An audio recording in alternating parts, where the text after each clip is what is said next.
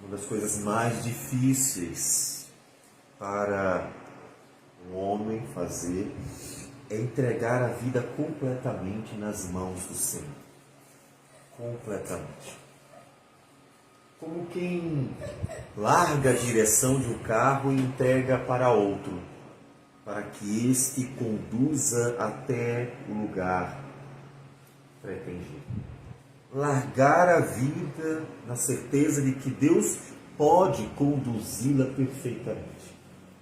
De que Deus é sábio o suficiente, é poderoso o suficiente, sabe de fato o que faz e tem propósitos que são maravilhosos, que são bons. E Deus nos abençoa com a sua boa vontade. Quando Deus disse para Paulo: a minha graça te basta, Paulo, a minha graça te basta. Nós não fazemos ideia do quanto Deus está dirigindo a nossa vida nos mínimos detalhes. A gente louva a Deus, agradece a Deus e atribui a Deus quando grandes coisas acontecem.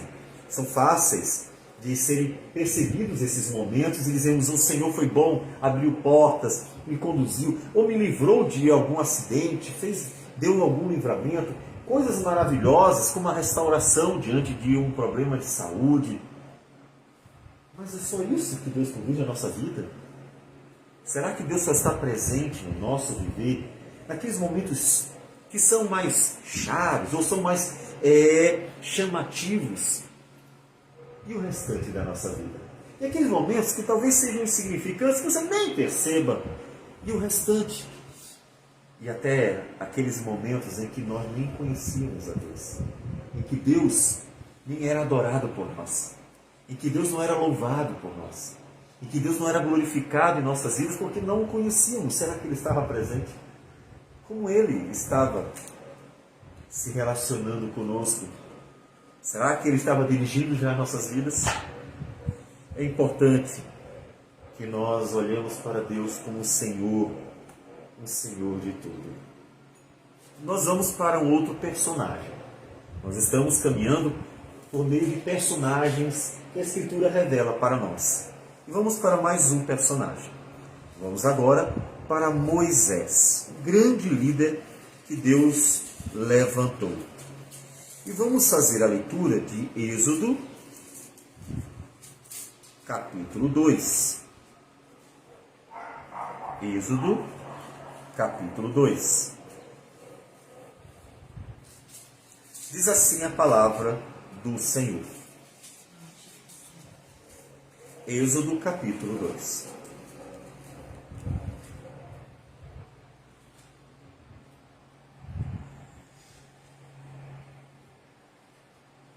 Foi-se um homem da casa de Levi e casou com uma descendente de Levi. E a mulher concebeu e deu à luz um filho. E vendo que era formoso, escondeu-o por 3 meses. Não podendo, porém, escondê-lo por mais tempo, tomou um cesto de junco, calafetou-o com betume e piche, e pondo nele o menino, largou-o no carriçal à beira do rio. A irmã do menino ficou de longe para observar o que lhe haveria de suceder. Desceu a filha de Faraó para se banhar no rio, e as suas donzelas passeavam pela beira do rio. Vendo ela o cesto no carriçal, enviou a sua criada e o tomou. Abrindo, viu a criança, e eis que o menino chorava. Teve compaixão dele e disse: este é menino dos hebreus. Então disse sua irmã à filha de Faraó: queres que eu vá chamar uma das hebreias, que sirva de ama e te crie a criança? Respondeu-lhe a filha de Faraó: vai. Saiu, pois, a moça e chamou a mãe do menino. Então lhe disse a filha de Faraó: leva este menino e cria-o, pagar-te-ei o teu salário. A mulher tomou o menino e o criou. Sendo o menino já grande, ela o trouxe à filha de Faraó, da qual passou ele a ser filho. Esta lhe chamou Moisés e disse: porque das águas o tirei. Naqueles dias, sendo Moisés já homem, saiu a seus irmãos e viu os seus labores penosos, e viu que certo egípcio espancava um hebreu, um do seu povo. Olhou de um e de outro lado, e vendo que não havia ali ninguém, matou o egípcio e o escondeu na areia. Saiu no dia seguinte, e eis que 2 hebreus estavam brigando, e disse ao culpado: por que espancas o teu próximo? O qual respondeu: quem te pôs por príncipe e juiz sobre nós? Pensas matar-me como mataste o egípcio? Temeu, pois, Moisés e disse: com certeza o descobriram. Informado desse caso, procurou Faraó matar a Moisés. Porém, Moisés fugiu da presença de Faraó e se deteve na terra de Midian. E assentou-se junto a um poço. O sacerdote de Midian tinha 7 filhas, as quais vieram a tirar água e encheram os bebedouros para dar de beber ao rebanho de seu pai.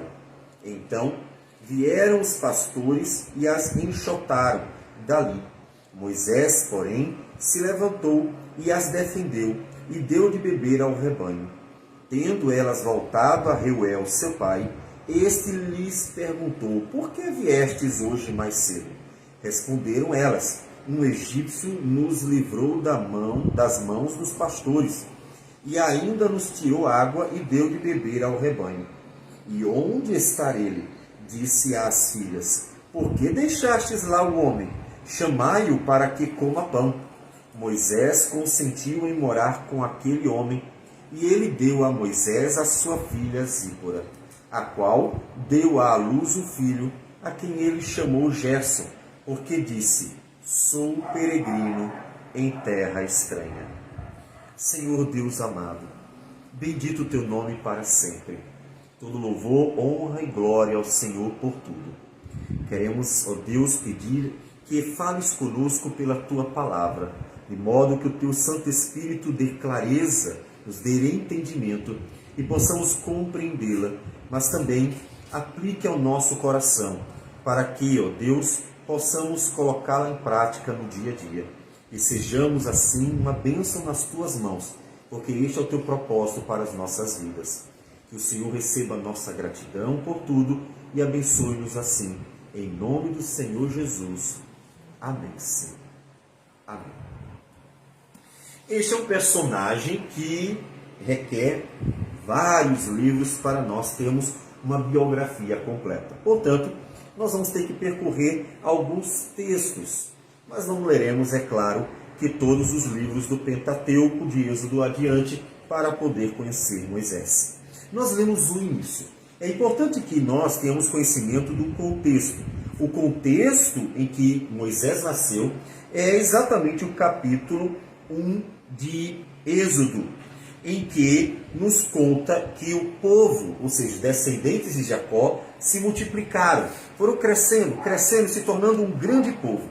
E o povo do Egito, vendo que os israelitas se multiplicavam, se tornavam cada vez mais numerosos e fortes, então temeram e com astúcia planejaram oprimir os israelitas, os hebreus, para que eles não se levantassem, se sentissem fracos, e então não se levantassem um dia contra os egípcios e tomassem a terra. E tamanha foi a maldade que eles escravizaram, oprimiram mesmo, com dura serviço, o texto nos diz. Podemos ler a partir do versículo 11 do capítulo 1, em que nos diz: e os egípcios puseram sobre eles feitores de obras para os afligirem com suas cargas. E os israelitas edificaram a Faraó as cidades celeiros, Pitom e Ramassés. Mas, quanto mais os afligiam, tanto mais se multiplicavam e tanto mais se espalhavam, de maneira que se inquietavam por causa dos filhos de Israel. E fizeram então a vida deles amargar duramente, como diz o versículo 14. Fizeram amargar a vida com dura servidão em barro e em tijolos, e com todo o trabalho no campo, com todo o serviço em que na tirania os serviam. Então, eles oprimiam, tentaram fazer com que eles fossem, de tal modo, enfraquecidos, que de modo algum pensassem na possibilidade de se tornar os habitantes daquela terra em lugar dos egípcios. Só que veja a providência de Deus. Quanto mais eles os oprimiam, mais se multiplicavam. Quanto mais batiam, mais o povo crescia. É interessante que isso não é único na história, tá? O Império Romano vivenciou algo muito semelhante. Na época do Império Romano, se conta que, estando eles perseguindo os cristãos e, inclusive, matando cristãos, naqueles primeiros séculos da era cristã, quanto mais eles matavam cristãos, mais eles perseguiam cristãos, mais Deus ia tocando no coração de pessoas dentre os gentios, para que, pelo testemunho dos cristãos, inclusive os cristãos que estavam sendo mortos, fossem convertidos pelo poder da palavra. E quanto mais eles matavam cristãos, mais cristãos haviam. De forma que o cristianismo, quando o Império Romano estava perseguindo e tentando destruir, se tornou maior ainda. E tão grande se tornou o cristianismo que ele se espalhou por todo o Império Romano.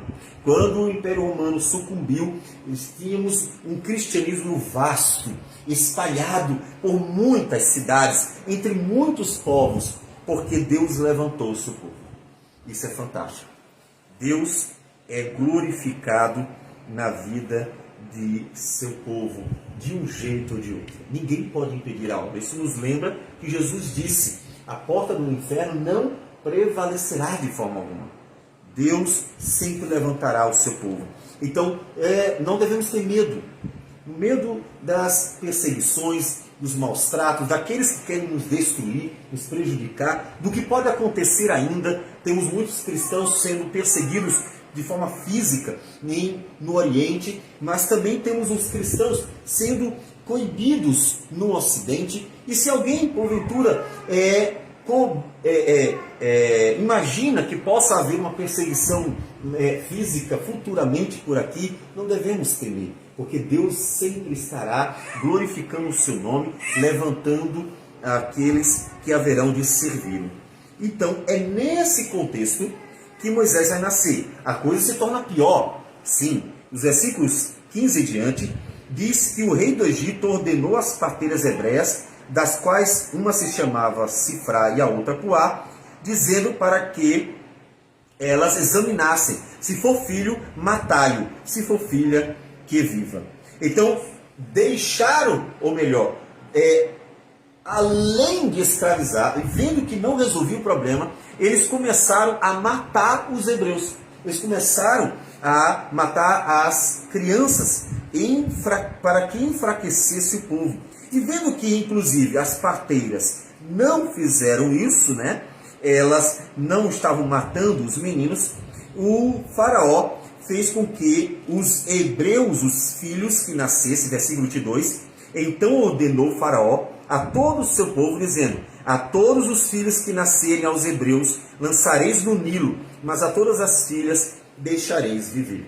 Então eles iriam realmente enfraquecer o povo. Talvez não exterminar de todo, mas enfraquecer, até porque eles ainda estavam servindo como escravos.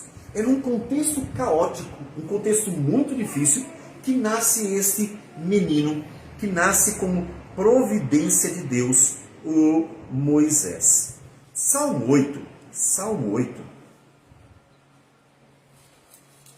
versículo 2, diz assim: da boca de pequeninos e crianças de peito suscitaste força por causa dos teus adversários, para fazeres emudecer o inimigo e o vingador. Deus levanta filhos que o servirão. Deus traz à luz filhos que servirão.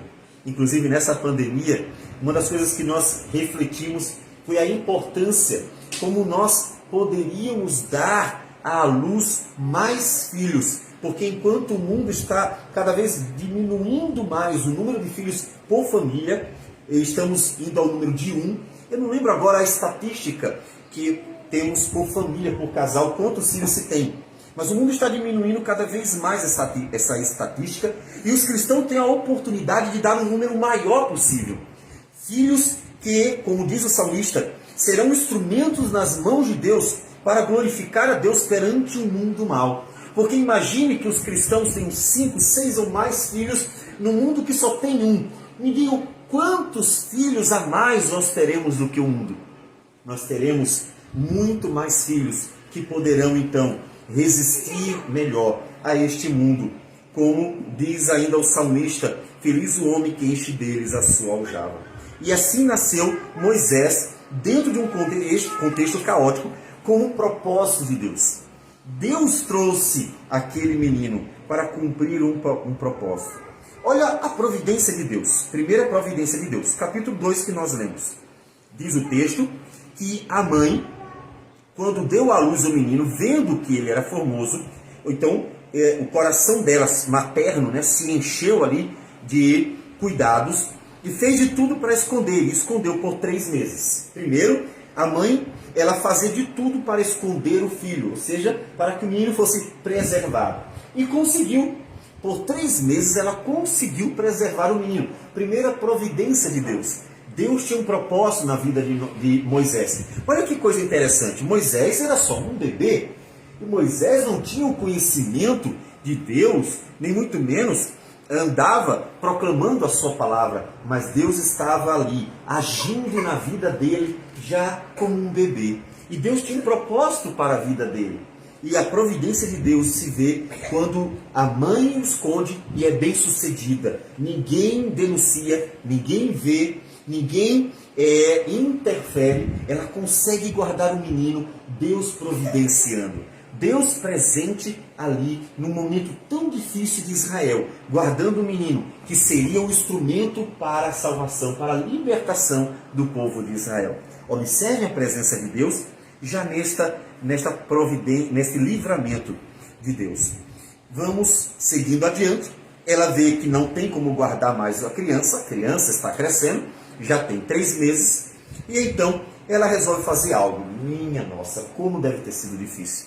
Você imagine para uma mãe pegar uma criança, colocar num cesto e ali soltar no rio para deixar que Deus dê a ela o destino que quisesse. Um momento tão difícil para uma mãe largar uma criança, o seu filho, no rio e deixar que Deus conduzisse. Mas observe como Deus estava presente. Veja aquela questão que nós falamos no início. Confiar que Deus, de fato, pode conduzir as nossas vidas perfeitamente.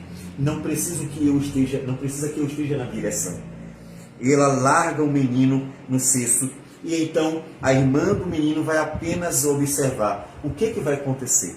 A menina vai apenas acompanhar o curso que o cesto teria no rio.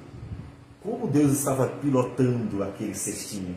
Como Deus estava dirigindo aquele cestinho, onde estava o homem que Deus havia escolhido e trazido à luz para ser o instrumento dele, para a salvação ou a libertação do povo de Israel da terra do Egito.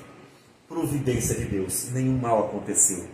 Não afundou, nenhum bicho fez virar o cestinho, nem mesmo um soldado encontrou nada além do que deveria acontecer.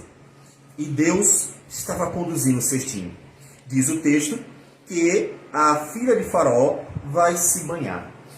Não temos certeza se, por exemplo, a mãe de Moisés sabia que a filha de Faraó ia se banhar exatamente naquele momento, naquele período ali. Não temos como especular com convicção se ela sabia e planejou bem direitinho isso. O fato é que ali acontece exatamente o que tem que acontecer.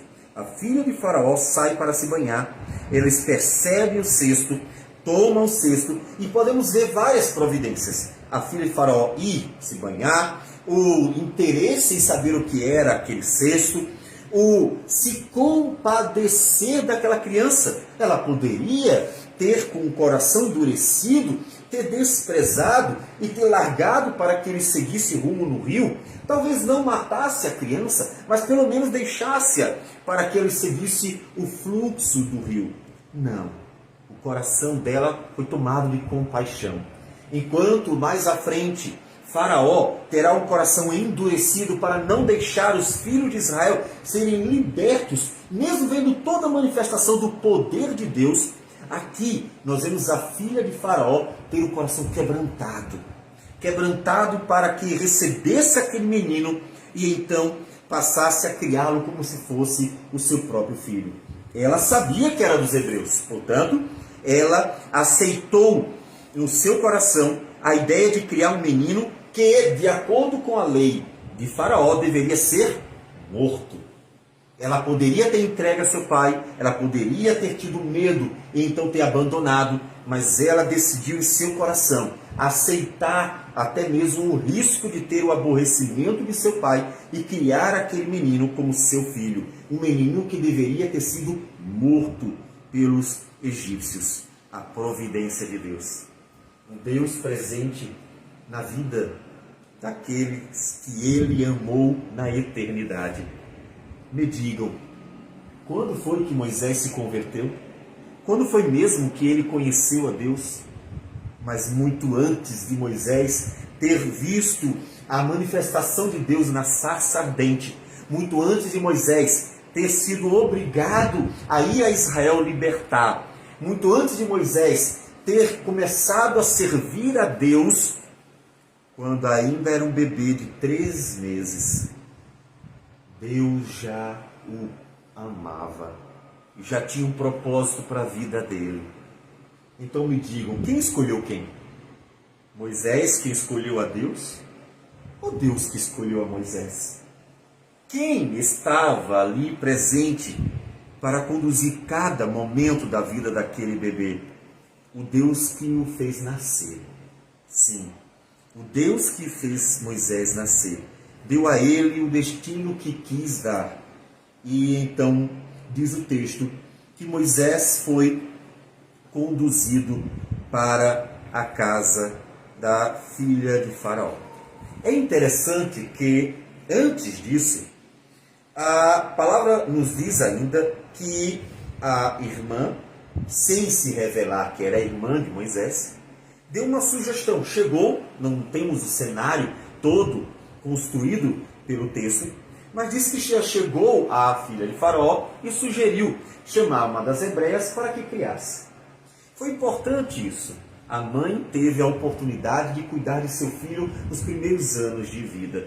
Não temos a idade certa em que o menino é levado para a casa da filha de Faraó. Talvez até maior do que pensemos. E tenha tido inclusive a oportunidade de conhecer sobre o povo dele, sobre quem ele pertencia ali na casa de seus pais. Quando eles ensinaram quem era Moisés, a história dele. Talvez não, ainda tão novo, que não tenha tido este ensinamento. Mas a mãe pôde criar o seu próprio filho. E que foi para a casa da filha de Faraó. Lá em Atos dos Apóstolos, capítulo 7, Atos dos Apóstolos, capítulo 7, a pregação de Estevão,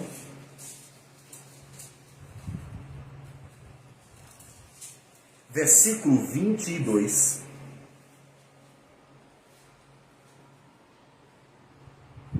diz assim: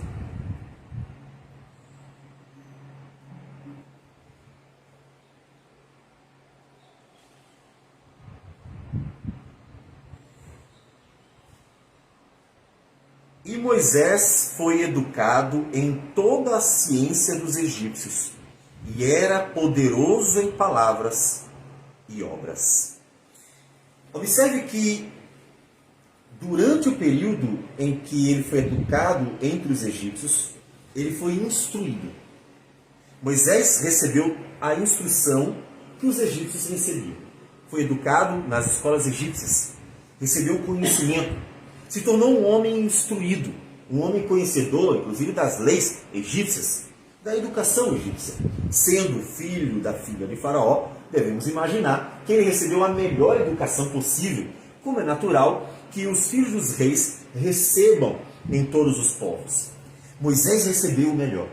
Observe uma outra providência.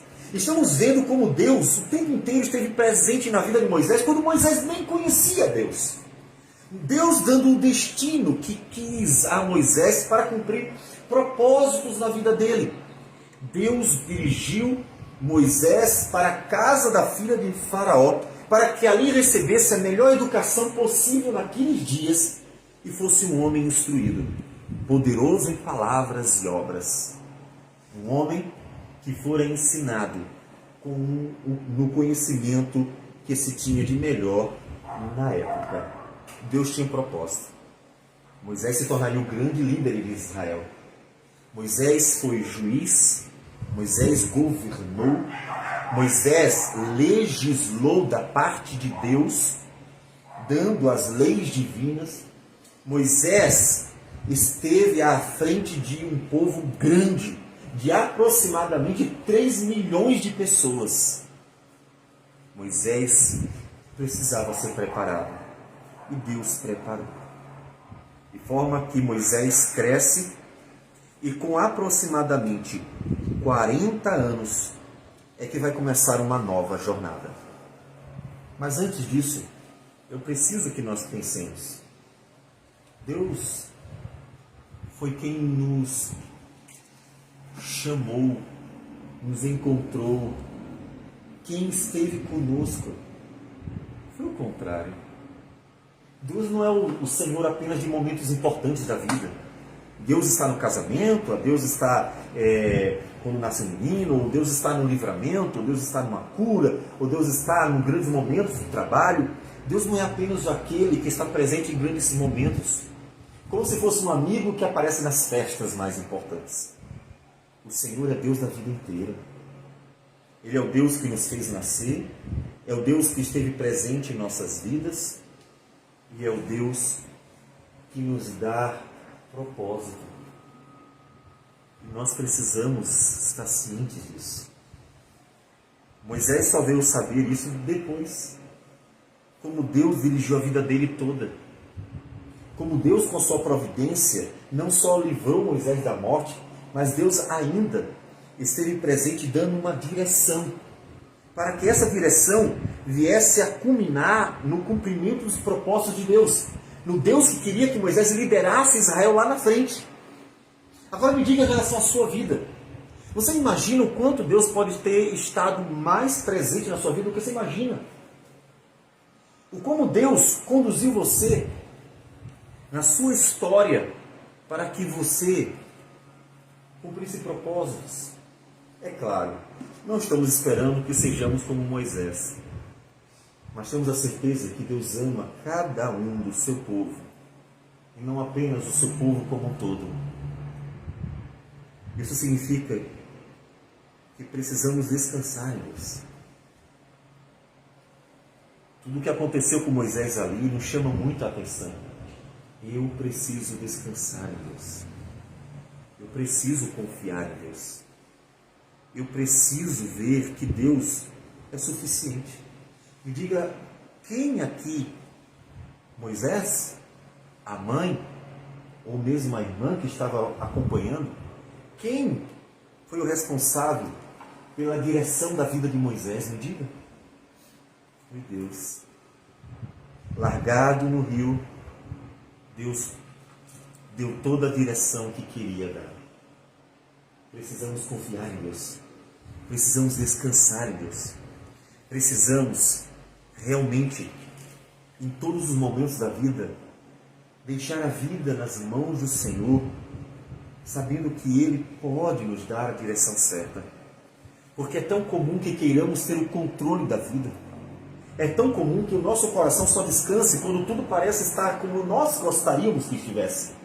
Ah, agora sim. Tudo está arrumadinho, feito, tudo está do jeito que eu gostaria. E aí a gente descansa. Ah, que coisa boa. O trabalho está tudo bem, a casa está arrumada, o carro está na garagem, a conta está cheia, a despensa está bem munida. Ah, está tudo bem. Ah, que coisa maravilhosa. Estou descansando, estou em paz. Será que nós só descansamos em Deus quando as coisas estão aparentemente bem? Moisés era apenas um bebê de 3 meses. E Deus conduziu cada minuto da sua vida, para que ele fosse até onde deveria ir. Deus pode cuidar de você. Deus tem capacidade de cuidar de você. Deus tem poder para cuidar de você. Deus tem sabedoria. Deus é suficiente. Como disse Deus a Paulo, outra vez eu repito, a minha graça te basta. Confie no Senhor. Isso não é um convite à irresponsabilidade. Isso é um chamado de Deus a viver nele e para ele e confiar na vontade dele. Principalmente quando ela for contrária à sua. Quando ela for contrária à sua. Então, a partir do versículo 11, nós temos uma outra etapa. Veja que o texto diz: naqueles dias, sendo Moisés já homem, o texto não diz quantos anos Moisés tinha. Provavelmente uma tradição rabínica, uma tradição dentre os israelitas.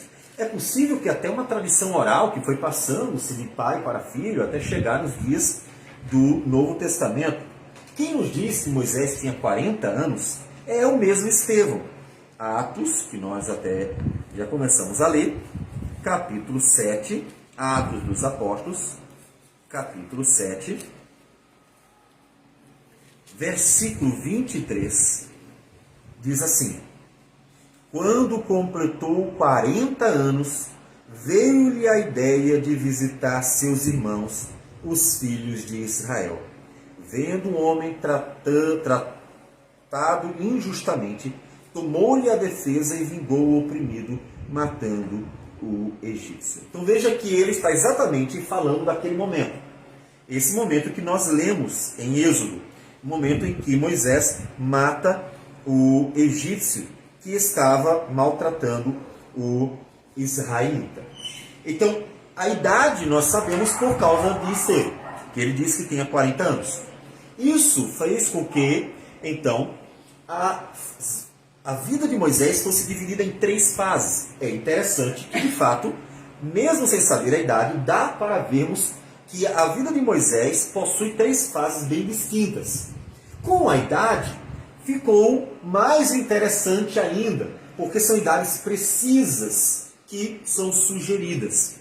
Nós temos aqui um Moisés que passou 40 anos aonde? No Egito. 40 anos no Egito, sendo educado na cultura egípcia, sendo instruído com tudo aquilo que eles tinham na educação. 40 anos que é uma fase de Moisés. Uma nova fase vai começar. A partir dos 40 anos, então, como nós lemos, ele vai fugir do Egito, porque, uma vez que ele matou o egípcio, Faraó quis matar Moisés.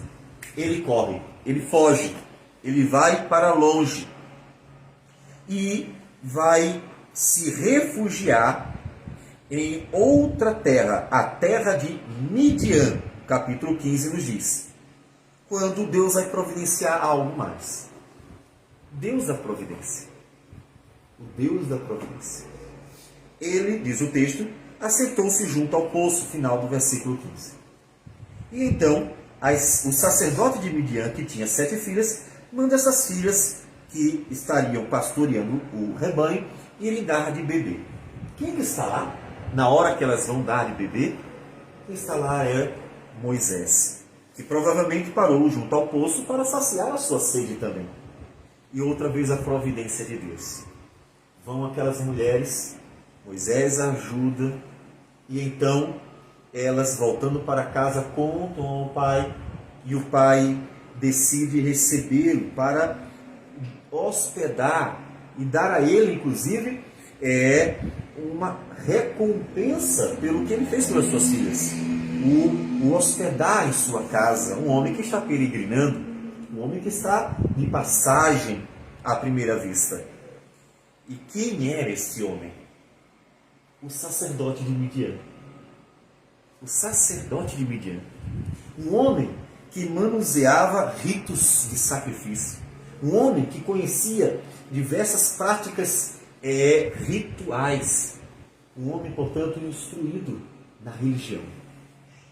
É este homem que vai acolher Moisés por mais 40 anos. Que coisa fantástica. Tudo que Moisés precisava para ser o grande líder de Israel, dirigindo o povo como juiz, em leis, ordenando, cuidando como um governante, e o homem que precisava instruir o povo quanto à religião, como se comportar diante de Deus, oferecer sacrifícios, foi instruído por um sacerdote. O Deus que providencia tudo o que é necessário. É verdade que às vezes nós nos perguntamos, mas Deus, por que passamos por isso? Por que isso aconteceu? Muitas coisas em nossas vidas que nos chamam a atenção, elas deixam uma interrogação grande na nossa cabeça. Moisés não fazia ideia. Ele não fazia ideia do propósito de Deus quando passou 40 anos no Egito.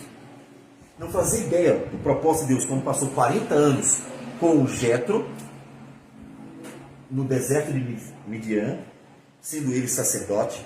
Deu a sua filha, a Zípora, para que ele casasse e ali constituiu família e teve 40 anos de uma vida estável, vamos dizer assim, uma vida familiar, uma vida tranquila. Como um pastor, inclusive, ele estava pastoreando o rebanho quando teve o encontro com a sarça ardente, um homem que não fazia a menor ideia que tudo aquilo que ele aprendeu no Egito e tudo que ele aprendeu com o sacerdote de Midian, seu sogro Jetro, tudo isso seria usado por ele quando Deus o colocasse como um instrumento mediador para governar e levar o povo de Israel à terra de Canaã e dar a esse povo uma legislação civil e religiosa. Ele não fazia ideia. Devemos saber fazer bom proveito da nossa vida. Tudo que Deus deu a você, você pode fazer bom proveito. Não tenha dúvida que na minha vida, as muitas experiências, variadas experiências que Deus deu, tudo aquilo que Deus me fez vivenciar, muitas dessas coisas que eu não gostaria de ter vivenciado, podem ser instrumentos do Senhor para nós abençoarmos outras vidas, para cumprirmos propósitos de Deus, abençoando pessoas que, precisando do Senhor, deverão ser conduzidas, e Deus usará exatamente a gente. Faça bom proveito da sua vida. Não despreze. Até mesmo experiências negativas podem servir de grandes lições, experiências, como Paulo diz em 1 Coríntios, capítulo 10. 1 Coríntios, capítulo 10. Paulo começa assim: ora, irmãos, não quero que ignoreis que nossos pais estiveram todos sob a nuvem e todos passaram pelo mar. E ele começa a contar a jornada de Israel, fala um pouco sobre experiências de Israel. E já caminhando mais para frente, ele diz assim no versículo 11: estas coisas lhes sobrevieram, ou seja, tudo aquilo aconteceu com a nação de Israel, como exemplos, e foram escritas para advertência nossa, de nós outros, sobre quem os fins dos séculos têm chegado. Veja que ele diz assim: a experiência de Israel sirva como lição para a sua vida, uma advertência para a sua vida, que você aprenda com aquilo que Deus revelou a nós por meio das experiências de Israel. Então, esteja mais atento o como Deus pode usar a nossa vida e até as nossas experiências. Como nós devemos amadurecer, fazendo a leitura de tudo aquilo que vivenciamos à luz da palavra. Em vez de apenas reclamar da vida, murmurar, ou tentar ter o controle todo dela, ou querer que a vida seja do seu jeito, em vez de você estar olhando apenas para uma vida qualquer, não faz isso. Olhe para a vida com os olhos do Senhor.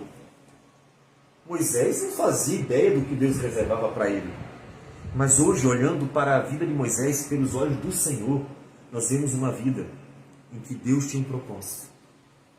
Em que tudo aquilo que estava acontecendo tinha um propósito de Deus. E que Moisés, se soubesse, precisaria apenas confiar. Então, olhe para a sua vida com o olhar do Senhor, para fazer bom proveito dela. Para que você glorifique a Deus, em vez de apenas reclamar, talvez, da vida. Para que você glorifique a Deus com aquilo que Deus deu a você. Moisés se torna um homem de 80 anos. 80 anos. Olha, não são poucos os anos de vida de Moisés. 80 anos. E vai para a terceira fase da sua vida. Ele, com 80 anos, começará a sua jornada. Por que sabemos que é 80 anos? Porque nos diz o texto de Êxodo, capítulo 7, versículo 7. Êxodo, capítulo 7, versículo 7. Era Moisés de 80 anos e Arão de 83, quando falaram a Faraó. Então, quando Moisés vai falar com Faraó, ele tem 80 anos. Esse era o tempo de vida, o momento em que ele começa a terceira fase. Ser o instrumento de Deus para a libertação do povo de Israel. É esse o homem que passou 80 anos adquirindo maturidade, com experiências diversas, que Deus chama. Observe que Deus não tem pressa. Essa é uma coisa que me inculca, às vezes, em iniciativas em que as pessoas têm quando fala a respeito aos ministérios, principalmente o ministério pastoral. Deus não tem pressa. Quem disse que Deus tem pressa? Se Deus tivesse pressa, não teria chamado Moisés com 80 anos. Teria chamado Moisés com 20, com 30. Deus não tem pressa. Deus esperou até os 80 anos de Moisés. Portanto, devemos saber que há tempo sim para todas as coisas. Não é o que Salomão disse? Há tempo para todas as coisas debaixo do céu. Há tempo. Não é necessário nos apressarmos tanto para fazermos tudo. Portanto, descansar é importante. Descansar e confiar no Senhor. É este homem de 80 anos que é chamado. Êxodo, capítulo 3. Apacentava Moisés o rebanho de Jetro, seu sogro, sacerdote de Midian. Veja que ele outra vez diz que Jetro era sacerdote de Midian. Reforça bem com quem ele conviveu durante todos os 40 anos como sacerdote. Portanto, Moisés tinha um preparo sobre tudo aquilo que diz respeito à religião. E, levando o rebanho para o lado ocidental do deserto, chegou ao monte de Deus, a Horeb. Claro que ele não sabia. Aqui é a descrição posterior para que nós saibamos que Deus se manifestou ali. Mas Moisés, sem saber que aquele lugar Deus se manifestaria, ele vai ter a visão, a manifestação de Deus. Apareceu-lhe o anjo do Senhor numa chama de fogo, no meio de uma sarça. Moisés olhou, e eis que a sarça ardia no fogo, e a sarça não se consumia. Então disse Moisés, disse consigo mesmo: irei para lá, e verei essa grande maravilha, porque a sarça não se queima. Vendo o Senhor que ele se voltava para ver, Deus do meio da sarça o chamou e disse: Moisés, Moisés. Ele respondeu: eis-me aqui. Deus continuou: não te chegues para cá, tira as sandálias dos pés, porque o lugar em que estás é terra santa. Disse mais: eu sou o Deus de teu pai, o Deus de Abraão, o Deus de Isaque e o Deus de Jacó. Moisés escondeu o rosto, porque temeu olhar para Deus. Disse ainda ao Senhor: certamente vi a aflição do meu povo, que está no Egito, e ouvir o seu clamor por causa dos seus exautores. Conheço-lhe o sofrimento. Por isso desci a fim de livrá-lo da mão dos egípcios, e para fazê-lo subir daquela terra a uma terra boa e ampla, terra que mana leite e mel, o lugar do cananeu, do Eteu, do Amorreu, do Ferezeu, do Eveu e do Jebuseu. Pois o clamor dos filhos de Israel chegou até mim, e também vejo a opressão com que os egípcios os estão oprimindo. Vem agora, e eu te enviarei a Faraó, para que tires o meu povo, os filhos de Israel, do Egito. Observe que Deus estava vendo o sofrimento. Você está passando por alguma luta? Aqueles que podem nos ouvir, em algum momento passaram por lutas, ou quando você passar por lutas, quem disse que Deus não vê as lutas? O texto diz que Deus estava vendo sim o sofrimento. Conheço-lhe o sofrimento. Só que Deus tem um momento certo para tudo. Até porque o sofrimento também é um instrumento de Deus para Ele lapidar as nossas vidas e quebrantar-nos, para que a sua palavra, então, venha nos moldar a imagem do próprio Senhor, porque fomos feitos à imagem de Deus. Deus sabia o que estava acontecendo e mesmo assim esperou 80 anos para que o libertador fosse capacitado para libertar e conduzir o povo pelo deserto. Um Deus de paciência. Percebe? Essa paciência, nos momentos de nosso sofrimento, pode ser difícil de ser compreendida ou aceita, porque queremos que tudo seja solucionado muito rapidamente. Mas, quando nós pensamos que Deus é paciente conosco, mesmo sendo nós pecadores, suportando nossos pecados, que em Cristo Jesus são perdoados pelo sangue do Cordeiro, nós vemos com a paciência de Deus é algo muito bom. Porque, inclusive, é pela paciência de Deus que muitas vidas estão sendo salvas ainda pela pregação da palavra. Porque se Deus tivesse pressa, já teria destruído o mundo há muito tempo e já teria, então, lançado os pecadores no juízo eterno. Mas Deus é paciente. E a paciência de Deus é algo muito bom. Veja que então é revelado para nós o propósito de Deus para com aquele homem que passou 80 anos sendo preparado sem saber. Preparado sem estar ciente de que cada momento de sua vida poderia contribuir para que ele fosse o homem que Deus queria que ele fosse. Êxodo, capítulo 2, versículo 16, nos fala da preparação como sacerdote de Midian, como nós já lemos, e como isso foi importante para que ele instruísse Israel a cultuar a Deus como Deus queria, ainda que Deus revelasse a ele a sua vontade. Moisés ser um instrumento do Senhor. Números capítulo 12,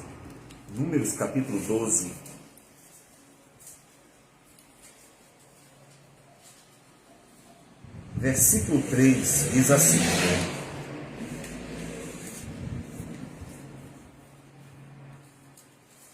Era o varão Moisés muito manso, mais do que todos os homens que havia sobre a terra. Um homem preparado para suportar um povo difícil. A palavra do Senhor nos diz que suportar aquele povo foi muito complicado mesmo. De modo que Deus, em Números capítulo 14, versículo 22, quando se ira com o povo e decide que aquela geração não entraria na terra prometida, Deus diz assim, Números 14, 22, nenhum dos homens que, tendo visto a minha glória e os prodígios que fiz no Egito e no deserto, todavia me puseram à prova já 10 vezes e não obedeceram à minha voz, nenhum deles verá a terra que com juramento prometi a seus pais. Deus conta para nós quantas vezes o povo havia tentado a Deus, provado a Deus, havia murmurado contra o Senhor 10 vezes. E nessas 10 vezes, quem estava à frente desse povo? Moisés. Foi Moisés que suportou a revolta dos filhos de Corá. Foi Moisés que suportou a queixa do capítulo que nós lemos, capítulo 12 de Números, de Arão e sua irmã Miriam. Foi Moisés que suportou o povo reclamando porque não tinha comida, não tinha bebida. Moisés que teve que suportar a pressão do povo, porque o povo reclamava o tempo inteiro e estava já a ponto tantas vezes a apedrejar Moisés. Moisés que suportou o povo se queixar, julgando esse povo diariamente. Moisés realmente foi capacitado pelo Senhor para suportar um povo difícil. É claro que a capacitação não deve ser jamais limitada apenas à instrução. Então quer dizer que toda a instrução foi suficiente? É claro que não. Moisés foi trabalhado por Deus, as próprias experiências que ele teve de sua vida, convívio com Jetro, que se revela um homem muito sábio, como nós vamos encontrar em Êxodo capítulo 18, quando ele vai até Moisés, depois que Deus liberta o povo do Egito. E então, diz o texto em Êxodo capítulo 18. Ora, Jetro, sacerdote de Midian, sogro de Moisés, ouviu todas as coisas que Deus tinha feito a Moisés e a Israel, seu povo, como o Senhor trouxera a Israel do Egito. Jetro, sogro de Moisés, tomou a Zípora, mulher de Moisés, depois que este lhe enviara, com os 2 filhos dela, dos quais um se chamava Gerson, pois disse Moisés, foi peregrino em terra estrangeira, e o outro Eliezer, pois disse, o Deus de meu pai foi a minha ajuda e me livrou da espada de Faraó, o Deus da providência. E então, versículo 9 diz que alegrou-se Jetro de todo o bem que o Senhor fizera a Israel, livrando-o da mão dos egípcios, e disse, bendito seja o Senhor, que vos livrou da mão dos egípcios e da mão de Faraó. Agora sei que o Senhor é maior que todos os deuses, porque livrou este povo de debaixo da mão dos egípcios, quando agiram arrogantemente contra o povo. Então Jetro, sogro de Moisés, tomou o holocausto e sacrifícios para Deus, e veio Arão e todos os anciãos de Israel para comerem pão com o sogro de Moisés diante de Deus. Observe que Jetro, ele era um homem dedicado à religião, um sacerdote. Foi ele quem ali sacrificou a Deus, louvando a Deus pelas maravilhas, e se alegrou no Senhor por ver as grandes obras de Deus que Deus operara no meio de Israel. Veja também que aquilo que Deus estava fazendo no meio de Israel ficou conhecido dos povos ao redor. Chegou inclusive ao conhecimento de Jetro também. E então, Jetro, que está no meio agora de Israel, vai observando como o povo está sendo dirigido por Moisés. E vendo que Moisés estava julgando sozinho o povo, como nos diz a partir do versículo 13, e sozinho, então recebia todos os que iam a ele para apresentar suas queixas, suas causas, para que ele desse instrução e julgasse entre um e o outro, diz o texto, versículo 19, que Jetro deu um conselho para Moisés. Ouve, pois, as minhas palavras, eu te aconselharei, e Deus seja contigo, representa o povo perante Deus, leva as suas causas a Deus, ensina-lhes os estatutos e as leis, e faz-lhes saber o caminho em que devem andar e a obra que devem fazer. Procura dentre o povo homens capazes, tementes a Deus, homens de verdade, que aborrecem a avareza. Põe-os sobre eles por chefes de 1000, chefes de 100, chefes de 50 e chefes de 10, para que julguem este povo em todo o tempo. Toda causa grave trarão a ti, mas toda causa pequena eles mesmos julgarão. Será assim mais fácil para ti, e eles levarão a carga contigo. Se isto fizeres, e assim Deus tu mandar, poderás então suportar, e assim também todo este povo tornará em paz a seu lugar. Observe que Jetro mostrou-se um homem virtuoso, que ensinava verdade. Ele diz que não sejam homens avarentos, mas homens de verdade. E Jetro, um homem sábio, que vê que Moisés estava se castigando e ainda prejudicando o povo. Imagina, sozinho para julgar um povo inteiro, um grande povo. Ele dá um conselho sábio e diz, ó, se Deus concordar comigo, se Deus aprovar o que eu estou aconselhando, faz isso, será melhor para você. Um homem sábio, que inclusive mostrou ali um temor ao reconhecer que Deus era o Senhor acima de todos os deuses. Um homem que esteve com ele, com Moisés, 40 anos. Moisés foi ou não foi bem instruído? Ensinado na virtude, ensinado a ser manso, ensinado a ser justo, ensinado a ser íntegro. Deus providenciou tudo para que Moisés fosse um modelo para Israel e fosse um grande líder conduzindo o povo na verdade, perseverando inclusive nas grandes dificuldades que ele passaria, como ele passou diante de um povo rebelde, duro de coração, que até mesmo Deus assim disse. Deus conduzindo aquele homem.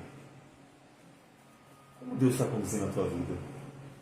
Ou será que Deus só esteve presente na vida de Moisés? Ah, não. Paulo cita o profeta Jeremias e o profeta Isaías, falando acerca dele mesmo, aplicando à própria vida o que esses profetas disseram, que Deus havia chamado eles desde o ventre. Ou seja, para Jeremias, Isaías e Paulo, Deus é quem deu a eles a luz. Deus é quem chamou, fez eles nascer com um propósito. Deus, desde o ventre, tinha um propósito para a vida deles. Será que Deus não tem um propósito para a tua vida também?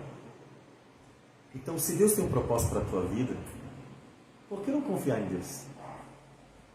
Já que Deus nos ensina que Ele conduz graciosamente a vida de seu povo, por que não soltar as rédeas da sua vida e confiar na direção de Deus? Inclusive, quando a carroça parece estar andando desembestada, desenfreada, quando parece que não há controle, seu controle, mas sabemos que Deus tem todo o controle. Deus é Senhor de nossas vidas. E é tão bom isso. É tão bom poder olhar para a vida e fazer uma leitura dela com os olhos do Senhor. Olhar para a vida e ver o Deus que conduz, que abençoa, que é gracioso, que é misericordioso. O Deus que nos prepara, o Deus que nos suporta, o Deus que nos dá graça para viver a vida. É tão bom. É tão bom ver Deus presente na nossa pequenez. Isso traz paz ao coração. Aquilo que Paulo diz em Filipenses 4, 6 e 7. Quando ele diz que a paz de Deus, que excede todo entendimento, guarda a nossa mente e nosso coração. Olha para a vida de Moisés. Deus esteve presente.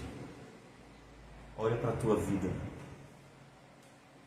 Ele esteve ausente em algum momento? Talvez você não o veja, talvez você não o apalte, mas com certeza a graça de Deus estará sempre presente na vida de todos os seus filhos, para que inclusive eles possam ir até o último dia. Como disse Paulo, aquele que começou a boa obra há de completá-la, completar em nossas vidas. Então, confie mais em Deus. E olha para a vida com os olhos do Senhor. Você terá mais bom proveito de tudo que Deus proporcionar. Porque inclusive você não estará sempre lutando contra a vida. Faça o que vier a sua mão para fazer, disse Salomão. Tudo que vier a mão para fazer. É interessante a ideia de tudo que vier a mão para fazer, porque isso nos lembra inclusive Moisés. Moisés não foi atrás de liderar o povo, foi Moisés. Eu decidi liderar o povo de Israel, vou libertá-lo. Uma ideia brilhante de Moisés. Não. Quem foi que chegou para Moisés e disse, toma aqui, ó, vai lá e faz o que eu estou mandando? Exatamente o que disse Salomão. O que vier a sua mão para fazer. O que Deus colocar na sua mão, faça. O que Deus der a você, use. Ou seja, viva a vida como uma vida debaixo da providência de Deus. para você fazer bom proveito. O que vier de trabalho, faça o melhor. O que vier de responsabilidade, dedique-se. Quando Deus lhe der descanso, aproveite. E assim, vá vivendo a vida. Quando Ele colocar pessoas nas suas mãos, cuide delas. Quando colocar na sua frente, testemunhe a glória de Deus. E assim, o que vier à sua mão, faça. Como Deus colocou na mão de Moisés uma nação inteira, para Moisés cuidar. E sem saber, porque no chamado de Moisés ele reclamou. Eu não sou capaz, eu não sou capaz, eu não sou capaz. Mas que coisa! Deus poderia até ter dito: Moisés, 80 anos capacitando vocês, ainda vem na minha cara dizer que não é capaz? Por favor, né, Moisés? 80 anos Deus estava capacitando sem ele saber. E Moisés não estava atento a isso. E olhou para Deus e disse: Senhor, mas eu não sou capaz. Quando na verdade havia sido capacitado o tempo inteiro, sem que soubesse. Então, o que vier à mão para fazer, faça. E confie no Deus da providência, no Deus que cuida de nós, não só nos grandes momentos, nos grandes livramentos, mas nos mínimos detalhes. Como disse Jesus, até os fios de nosso cabelo estão contados. Jesus nos confortou exatamente nisso. Buscar em primeiro lugar o reino de Deus e a sua justiça. As demais coisas vão ser acrescentadas. Confie em Deus, que Ele está cuidando de você. Você talvez não esteja vendo, talvez você não esteja percebendo, mas quem disse que o que os olhos não veem não existe? Então confie. Apenas vá servindo ao Senhor. Vá vivendo, vá servindo no seu trabalho, vá servindo nas suas relações, vá servindo com aquilo que vier à sua mão, vá servindo com a sua vida, vá servindo com seus lábios, vá servindo com suas mãos. E confie. Buscai o reino de Deus e a sua justiça. As demais coisas vão ser acrescentadas. Deus já está cuidando de você. Por que você acha que está aqui? Quando Deus não cuida, aí sim o homem deve se preocupar. Porque ele abandona. É o mundo fazendo o que lhe convém, se destruindo. Mas aqueles que pertencem ao Senhor, Deus cuida de cada detalhe. Não significa que Ele vai fazer o que você quer, porque nem sempre se encaixa na perfeita vontade de Deus. Mas com certeza, Ele fará tudo o que você precisa e é necessário, para que você esteja nos cuidados de Deus. Então, entregue a tua vida ao Senhor, sirva ao Senhor e veja a sua vida como o fruto das mãos de Deus, como foi a vida de Moisés. Uma vida lapidada por 80 anos, mesmo que ele não soubesse de um só. Então, confia no Senhor. Nada melhor do que poder viver a vida dedicando ao Senhor, sabendo que Ele está à frente e é suficiente.